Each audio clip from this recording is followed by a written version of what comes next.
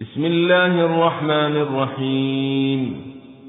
الحمد لله الذي أنزل على عبده الكتاب ولم يجعل له عوجا قيما لينذر بأسا شديدا من لدنه ويبشر المؤمنين الذين يعملون الصالحات أن لهم أجرا حسنا ماكثين فيه أبدا وينذر الذين قالوا اتخذ الله ولدا ما لهم به من علم ولا لآبائهم كبرت كلمة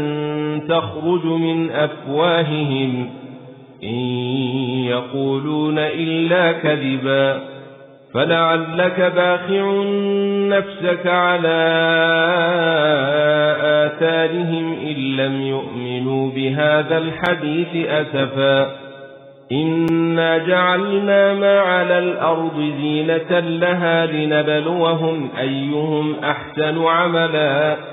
وإنا لجاعلون ما عليها صعيدا جرزا أم حسبت أن أصحاب الكهف والرقيم كانوا من آياتنا عجبا إذ أوى الفتية إلى الكهف فقالوا ربنا آتنا من لدنك رحمة وهيئ لنا من أمرنا رشدا